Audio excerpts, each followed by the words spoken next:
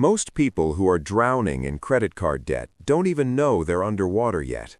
They're sitting at a kitchen table, statement in hand, balance reading $4,000, and they feel something that should alarm you. They feel fine. The minimum payment due is $87, and that number does something dangerous to the human brain. It makes a $4,000 problem feel like an $87 problem. They pay it, close the app, and go to sleep, believing they handled it. What they don't know, what the bank is counting on them never sitting down to calculate, is that if they keep doing exactly that, they will make that same kind of payment for the next 14 years, and by the time that $4,000 debt is finally gone, they will have paid nearly $7,000 to erase it. The bank didn't steal from them, they didn't even break the rules, they just never understood what the rules actually meant, and that distinction is exactly what this video is about. Because this isn't a story about people who are bad with money. This is a story about a system that was specifically built, tested, and refined over decades to extract maximum value from people who are trying their best. And once you see how it works, once you see the actual mechanics underneath the surface, you will never look at a credit card statement the same way again. To understand why the trap works, you have to go one layer deeper than most people ever go, and that means looking at the math that the minimum payment is designed to obscure. When a credit card carries an annual percentage rate of 20%, which is close to the current national average in the United States, that rate doesn't hit your balance once a year in one clean deduction. It divides across 12 months, which means approximately 1.67% of whatever you currently owe gets added to your balance every single month, silently, automatically, before you've done anything at all. On a $4,000 balance, that is $67 of new debt generated in 30 days just from existing. Your minimum payment of $87 arrives, pays off that $67 of interest first, and leaves exactly $20 to reduce the actual debt. $20 on a $4,000 balance. The remaining $3,980 sits there and begins generating interest again the very next day. This is not a flaw in the system. This is the system working exactly as intended. Now here is where the psychology enters, and this is the part that even financially literate people rarely talk about. Behavioral economists have identified something called the minimum payment anchor effect, and it is one of the most well-documented and quietly devastating phenomena in consumer finance. When a credit card statement displays a minimum payment, that number doesn't just tell you the floor, it psychologically resets your perception of what an appropriate payment looks like. In controlled studies, people who were shown statements with a minimum payment listed consistently paid less than people who were shown the same balance with no minimum listed at all, even when both groups had identical financial capacity to pay more. The minimum payment number doesn't just sit passively on the page, it actively reshapes the decision being made, pulling the brain toward a number that feels responsible but is mathematically catastrophic over time. The credit card industry knows this, they have known it for decades, and the minimum payment is calibrated not to help you leave debt, but to keep you in it at the exact depth where you remain a reliable revenue source without becoming a default risk. This is the part that should make you stop and think about what kind of customer you actually are to a bank. Because from the institution's perspective, there are two types of cardholders. The first type pays their balance in full every month.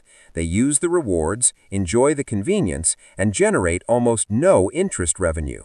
Banks internally refer to this group as deadbeats, not because they default, but because they never trigger the profit engine.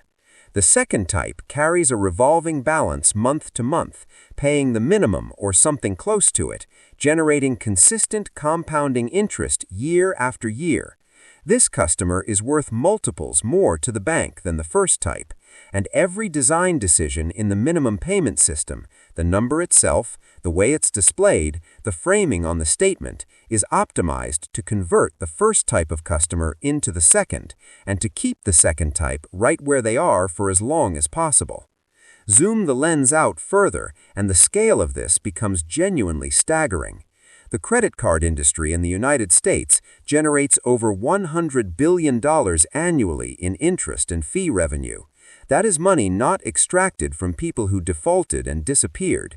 The overwhelming majority of that revenue comes from people who are paying, who are trying, who check their statements and feel like they are managing their obligations. They are not being robbed in any dramatic sense. They are simply engaging with a financial instrument on the instrument's terms rather than their own. And the difference between those two things over 10 or 15 years is tens of thousands of dollars per household. There is a layer to this that almost never gets discussed, and it may be the most important one.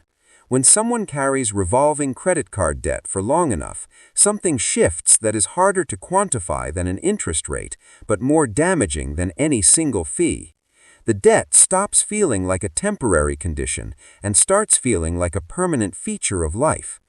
Psychological research on chronic debt shows that long-term debtors develop measurably shorter financial time horizons. They plan less far into the future, they feel less agency over their financial decisions, and critically, their tolerance for adding new debt increases because the baseline already feels burdened. The minimum payment trap doesn't just cost money. Over enough time, it quietly rewires the relationship a person has with money itself, making the exit feel increasingly abstract, even when the numbers would allow for it.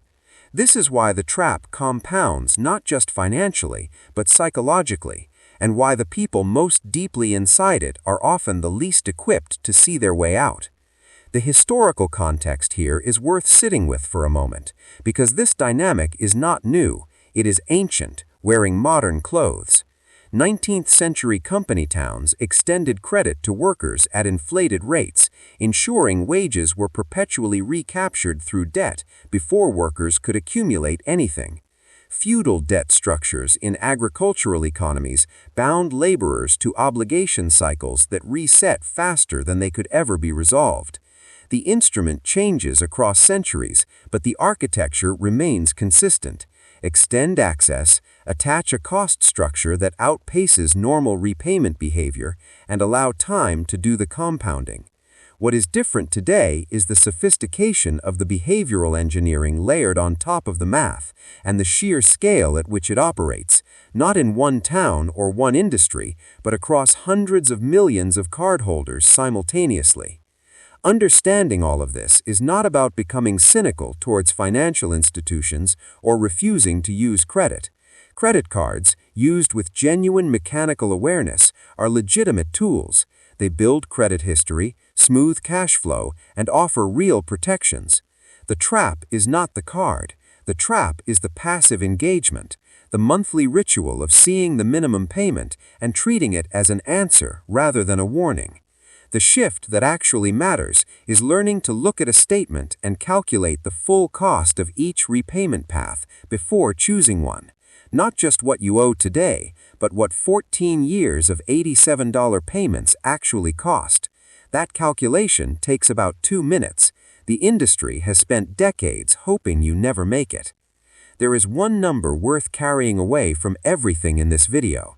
Not your balance, not your interest rate, but the ratio between the interest your balance generates each month and the minimum payment required. When most of your payment disappears into interest before touching the principal, you are not repaying a debt, you are maintaining one. And there is a profound difference between those two things, a difference measured not in dollars, but in decades of your financial life. The minimum payment is not a lifeline, it is a leash. And now that you can see it clearly, you get to decide what to do with that. If this video made you think differently about your credit card statement, share it with someone who needs to see the math.